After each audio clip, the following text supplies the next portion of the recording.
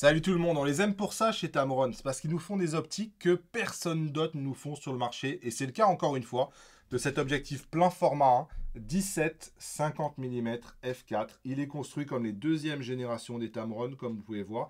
Sachez qu'il s'agit d'un zoom interne, donc il ne s'étend pas par l'avant. Donc on va aussi avoir probablement une bonne résistance aux intempéries, puisque forcément tout est scellé à l'intérieur. Comme tous les G2, on a ce port USB-C qui permet d'utiliser le logiciel, qui permet ici de changer le comportement de la bague de mise au point ou du bouton personnalisable qui est bien présent ici. Bref, on est sur un OVNI. Quand on regarde la fiche technique, il va de F4 à F22. Alors comme à chaque fois que je vous parle d'un objectif en F4, je sais que c'est pas populaire les objectifs en F4, mais moi j'aime beaucoup ça. Parce que F4, je trouve que c'est suffisant. Et je le redis, à tous les objectifs F4, je le redis une fois de plus. 9 lamelles, c'est plutôt bien 9 lamelles. Ça veut dire qu'on va avoir un joli bokeh. La plupart des objectifs, on est plutôt aux alentours de 7 lamelles. Autofocus, évidemment, c'est un objectif qui n'est pas stabilisé, 13 éléments répartis en 15 groupes. Donc je vous le disais, il est résistant à la poussière et à l'humidité. Comme tous les Tamron, diamètre de filtre 67 mm, 460 grammes, donc c'est un objectif qui a un poids relativement standard, j'ai envie de dire, en plein format. Distance de mise au point, rien d'exceptionnel non plus, on est à 0,26 de rapport de grossissement, donc ça permet de se rapprocher un tout petit peu, mais pas trop non plus, et il est vendu 829 €. Bon, et du coup, un mot sur la focale, parce que c'est très original, 17-50 mm. La manière dont moi je le vois, c'est qu'il s'est destiné à des gens qui veulent un ultra grand angle, donc ils vont habituellement s'accompagner d'un 16-35 ou d'un 17-28, ce genre de focale-là. Mais avec ces focales-là, on ne peut pas faire de portrait. Et quand je dis portrait, c'est de portrait où on va se resserrer sur un sujet et faire un joli portrait. Dans ce cas-là, vous allez avoir trop de déformations avec ce genre d'objectif-là. Moi, je vous conseille de travailler au moins avec la focale 50 mm. Et on se retrouve assez rapidement avec deux objectifs.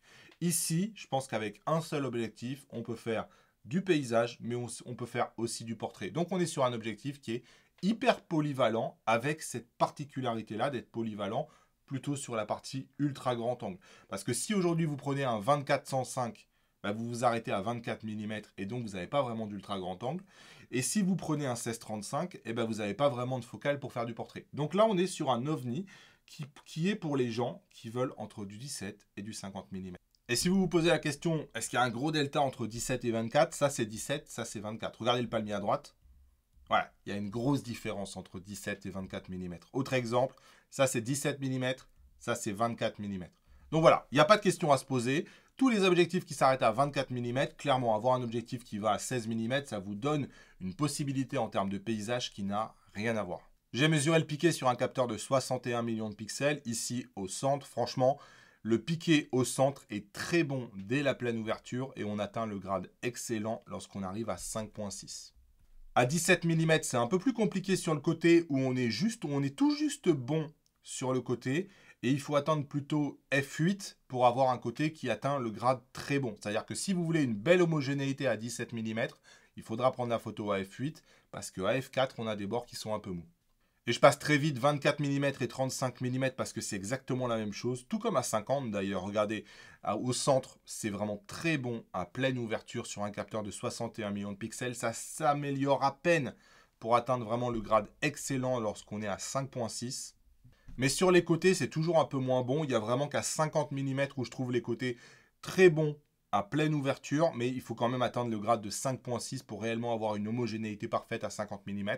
Donc voilà, un objectif qui est globalement très bon, mais il faut peut-être fermer un peu pour gagner en homogénéité. Bon, et l'autofocus, j'ai testé ça sur mon Sony A1 et ma chienne, comme d'habitude, et je dois dire que j'ai été plutôt surpris par les performances autofocus qui sont vraiment très bonnes. Regardez le flou, ici, vous voyez, si on veut faire du portrait, 50 mm f4, on arrive quand même à avoir un joli flou d'arrière-plan. Et sur ma chaîne, je dois dire que ça marchait très bien. Donc là, on a vu une course. Là, évidemment, on voit quelque chose d'un peu plus lent. Mais ça marche très bien. Regardez cette photo-là. On peut zoomer. Toutes les photos sont nettes. Vraiment, pour le coup, il n'y a quasiment pas de loupé. On est à plus de 80% de bonnes photos.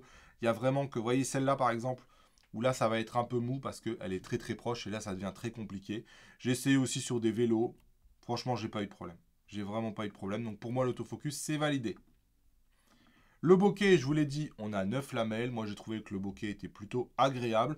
Après, quand on regarde les billes de bokeh, on a quand même pas mal d'onion ring et on a comme un cercle, vous savez, sur le pourtour extérieur du bokeh. Un peu d'aberration chromatique. Donc, c'est pas le bokeh le plus beau que j'ai jamais vu. C'est bien rond au centre. Mais ça fait quand même plutôt bien le boulot. On a un joli bokeh, j'ai trouvé. Et il est surtout très diffus, en fait. Les billes ne sont pas toujours les plus jolies. On peut le voir ici. Mais il est quand même globalement très doux comme bokeh. Et donc, si vous voulez faire un portrait, il met quand même bien en valeur son sujet.